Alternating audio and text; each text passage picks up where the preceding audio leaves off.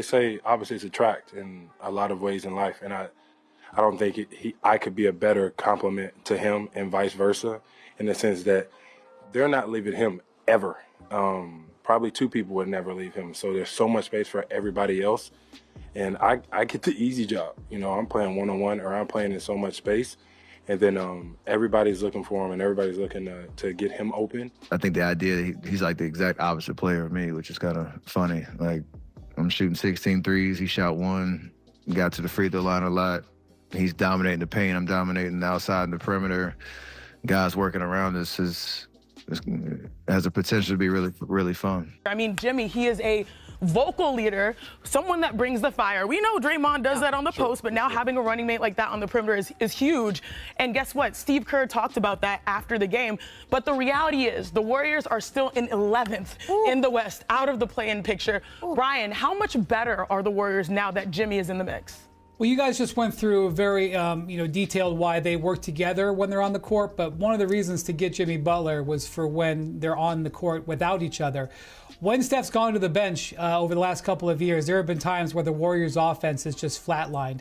And to get a player like Jimmy who fits with Steph, but also can do it on his own when he's out there by himself like he's had to do throughout his career, is just huge. And also, let's just be honest, there are times in Steph's career at this point where he's a little inconsistent offensively. He has games where he's red hot in one half and sort of a little bit lethargic in the other. That's what Jimmy is there for. Jimmy is there to expand their margin of error. What they need with that margin of error is some wins so that they can get back in the play-in race. And look, they got a break. Anthony Davis is out for a while. That's a team ahead of them. In fact, that's a team they're playing next on Wednesday in Dallas. So they got to take advantage of that situation and move up in the standings. Look, they also want him because he gives them confidence and swagger. This is a team that has really lacked a lot of confidence, especially late in games.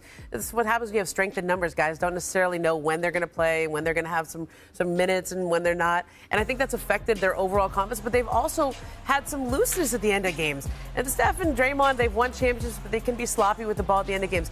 Those things will not be an issue. Jimmy Butler has confidence coming out of his pores every single day, okay?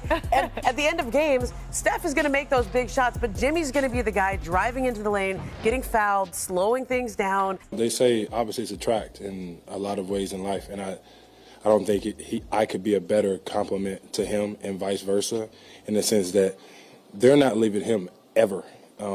Probably two people would never leave him, so there's so much space for everybody else. And I get the easy job. You know, I'm playing one-on-one, or I'm playing in so much space.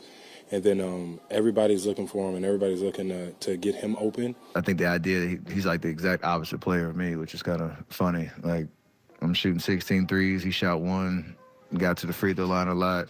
He's dominating the paint, I'm dominating the outside and the perimeter.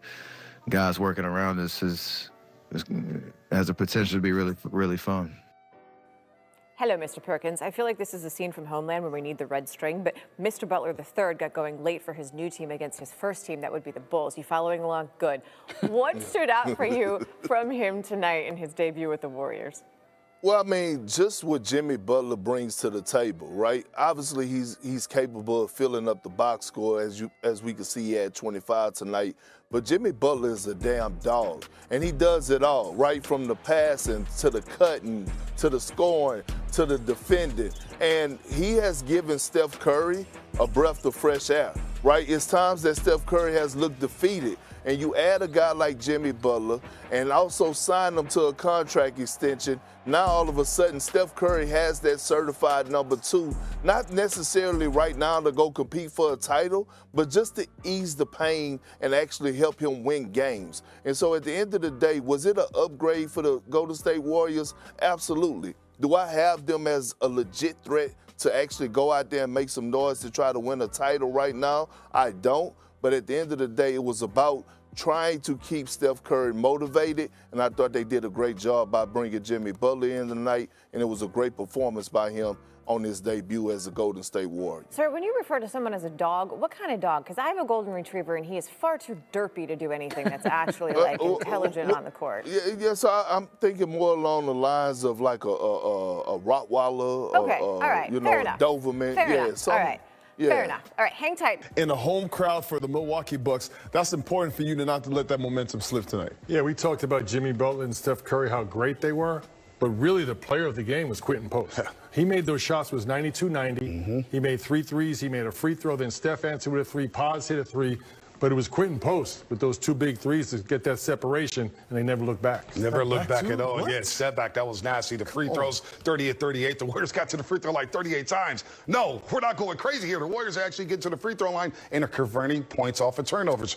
At halftime, it was 6-6 turnovers for each team. The Warriors were up 9-0 when it came to points off turnovers, but then they just dominated the second half. They finished 31-2. Directly related to the points off turnovers, 31-2, and the free throw shooting. Not only are they getting there, they're making a higher percent. Tonight, 81%. You know, for the majority of the season, they've been number 30 in the league. That number's going to climb quickly with Jimmy Butler. And Fezzi, the points of the paint, 50-40 Warriors. Well, for one, Bonte, you talked about turnovers. The Warriors got 17 more shot attempts than the Milwaukee Bucks. Yes, the Milwaukee Bucks are shooting 50% from the field due to Dame Lillard and a couple guys penetrating, getting good shots. But the Warriors got way more shot attempts because Jimmy Butler, Moses Moody, Draymond Green, Brandon Podziemski, all these guys are out in the passing lane. Draymond got 5 steals tonight. Jimmy Butler got 4 steals. Moses Moody got 3. So these are guys playing active, long. We talked a lot about the Warriors playing small. Being able to score in the paint is going to be more difficult when you're smaller because the other guys got bigger guys in the middle of the paint. So nullifying guys like Brook Lopez tonight was important, Bobby Portis, because as soon as Bobby Portis fouled out, there's nobody else in the paint to protect the paint. So the Warriors started to attack and attack and attack. Jimmy Butler doing a great job getting points in the paint as well, getting layups or getting fouled each time the Warriors needed a basket. So attacking the paint now is another part to the Warriors offense that they can now rely on. It is safe to say that despite all the ESPN analysts, despite all the NBA fans, that Jimmy Butler has been a perfect addition to this Golden State Warriors team. And now ESPN analysts are starting to realize that. I definitely had very high hopes for Jimmy Butler coming to the Golden State Warriors, and I always saw it as a very, very good idea. But I do believe that they weren't going to give up quite a lot, and I think in the trade that they did succeed with getting Jimmy Butler, the Golden State Warriors didn't have to give up big key players like Jonathan Kuminga, Moses Moody, Brandon Podziemski, some of the upcoming stars of this Warriors team, and they definitely did just that. And it has paid absolute dividends because Jimmy Butler has been on a roll as of lately, especially with the last 2 games he has played in a Golden State Warriors uniform. If you look at his first game against the Chicago Bulls, they won 132-111, which was honestly a fantastic turnout. But on top of that, what we also did see was he also played fantastic, scoring 25 points, had 1 steal, 1 block, 4 assists, and also 2 rebounds. I think what makes this such a good idea when it comes to adding someone of Jimmy Butler's caliber is that Jimmy Butler is much more of an inside scorer. And since he is more of an inside scorer, what it has led to is a lot more space for other players, such as Steph Curry, to get wide open for the 3, but it's also left a lot more space for Jimmy Butler to go to work inside the paint. With the Golden State Warriors team, they're all 3-point shooters. There isn't too many inside players besides Kevon Looney, but the lineup that they are running, it does give a lot more space for someone like Jimmy Butler to go to work in the paint. And that's what we did see. If we look at some of the highlights from that actual game, you do see that Jimmy Butler wasn't scoring off 3 balls. He wasn't scoring off one-on-one moves. He was strictly posting up, getting to the right spots, and the rest of the Warriors team was feeding him when they needed him the most. And I think that's what this team really does thrive on, and especially not just the team in general, but what this Warriors team definitely needed during this time. When we look at also other games that have been played against the Milwaukee Bucks, he honestly played fantastic in that game, scoring 20 points, had 9 rebounds, 6 assists, 4 steals, and on top of that, just played fantastic, scoring 12 from 15 from the free throw line. So, Jimmy Butler is not only doing fantastic scoring, but he's added a lot of depth to this team.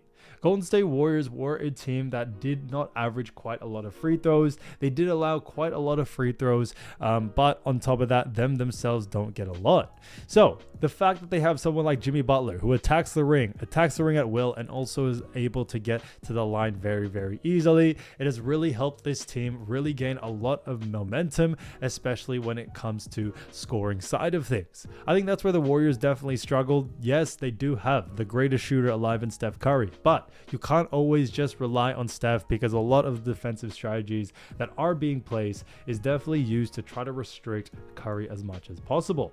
So now that they have a new offensive option in Jimmy Butler, it has really opened up a lot more of the floor and opened up the Warriors team as a whole to be able to get to the bucket as quick as they can. So the Golden State Warriors have found themselves a great fit in Jimmy Butler, and I think both of these games definitely showed that this is just the start of something amazing. The Golden State Warriors could be onto a future championship, and yes, I could definitely see them turn this season around so far this year. They're not really too far off. They can probably make the play-ins, and once they're in the play-ins and hopefully make the playoffs, I definitely see it being a very, very different game once that starts.